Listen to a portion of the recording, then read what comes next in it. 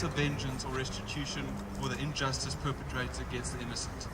And when you see the piece, or for those of you who have seen the piece, you can understand why that name is so fitting. So needless to say, there's been a lot of hard work, a lot of thought, and a lot of love and passion that's been put into this particular piece. And what's great is that it filters down, because there is a portion of the proceeds of the sale of the VINDICTA, which is 10 editions, will be donated to the Out of Africa Children's Fund. And it's such a worthy charity and such a worthy cause. Their mission is to improve the quality of life for children facing life-threatening and terminal illnesses, and also saving abandoned babies in Africa. So a really worthy cause. But we have Kim Highfield here this evening tonight, who I'm going to call upon now to explain a little bit more about it. Kim? Good evening, ladies and gentlemen. It's an absolute privilege to be associated with Keith Calder, as he is one of the finest artists in South Africa. And 2 years ago, when I thought of, I'm a very proud African, and I really embrace the Big Five, and I thought, why did we showcase our beautiful Big Five at the airports? Because I couldn't think of a better showcase than, you know, where tourists and they can see the Big Five as they arrive in South Africa. So I ended up talking to the Airports Company of South Africa, and Keith Calder was very, very kind to let us use one of his bronzes in September last year. It was unveiled at the airport, Cape Town International Airport, and it arrived. It was unveiled on the 9th of September, and by the end of September, it was gone. It was sold. So congratulations, Keith. Your work is amazing. And yeah, tourists saw it, and there and then said, I want that, and I want it now. And that was it. My journey started 15 years ago, when my daughter was diagnosed with cancer, and 15 years later, she's a healthy 18-year-old with attitude and everything that goes with it. But along the way, spending time in hospitals with her, I realized that people were less fortunate than what we were, and they would not be able to get into a car and drive home like I could if I wanted to go home. They were from out of town, and they had a place to stay. And one lady didn't say anything, but she was actually living underneath the bridge. And the only reason why we found out was one morning she wasn't there to see her child, and she had been attacked the night before and raped. So not only did she have to worry about the ill child, but she also had to worry what she had caught and the trauma that she went through. Anyway, I was very, very privileged to go over to Montreal, and there I learned about the Ronald McDonald safe houses, and I brought that concept back to South Africa in 1999. And there's a house that looks after parents.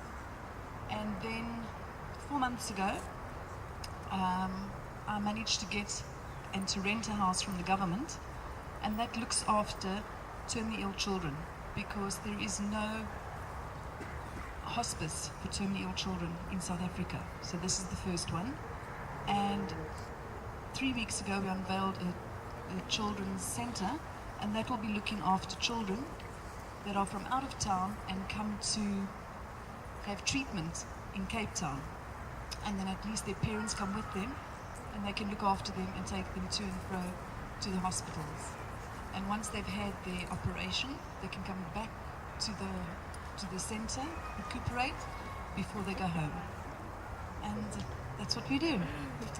And I thank you all for hearing the story. God bless you all. Thank you. Okay, before I hand you over to John Matham to do the official honours, I would just like to thank everyone who's contributed to tonight. It's always a collaboration to get an event like this together. So firstly to Paul Kavensky and the Cluties for allowing us to host this evening in such a spectacular setting. To Robert van Gent, the GM of the Alphen, he's played a fantastic role in the collaboration and coordination of tonight. Of course to LaBelle and the Rose Bar and 5 Rooms for the catering, and to Buffer Water, who's been a sponsor of ours from sort of inception of the gallery. And of course to all of you, and most importantly to Keith for his undeniable talent, his passionate determination, not only to amazing sculpture and art, but also as an active humanitarian and conservationist. So Keith, I hope you are incredibly proud. Thank you for including us in this amazing collaboration, and congratulations. You all know John from 567 Cape Talk Radio. He is one of the foremost presenters in talk radio today, so it really is a great honor to have him here. And with that, I'm going to hand you over to John Matham. Thank you all very much. I normally talk for 3 hours a day, and so I asked Keith, I phoned him and I said, how long do you want me to talk for tonight? And he said, 2 minutes. So, yeah, I'm not quite sure how I'm going to do that, but I'll do my best. First, there was animals, then there was man, and not too soon after that, man started making art out of animals. Think of the cave paintings, not so far from us, think of the cave paintings in a place like Lascaux. In Mexico, a piece of art would be made from the pelvis bone of an ancient llama that was on the earth at that time. Think of the Egyptian stelae with their processions of beasts and birds. And for many, many, many centuries, millennia, the representation of animals in art didn't change much. It was a combination of the realistic and the magical, significantly influenced by religious imagery and invocations of the magic of various cultures.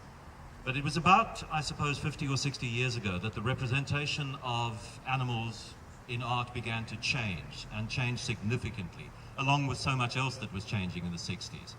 You think of a work like Janus Cornelis's untitled 12 Horses. The work of art was 12 horses running around a room. You think of the work of Joseph Beuys, his Quixote action, I like America and America likes me.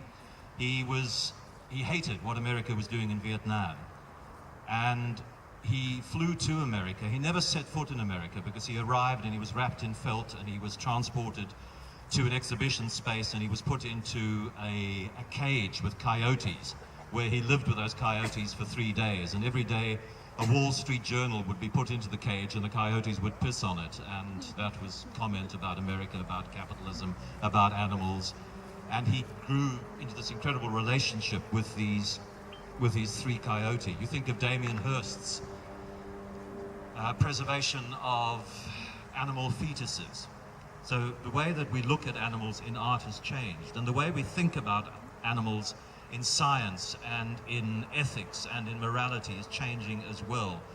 Peter Singer, Donna Haraway, people like that have asked us to confront various animal issues in a way we were never asked to confront them before.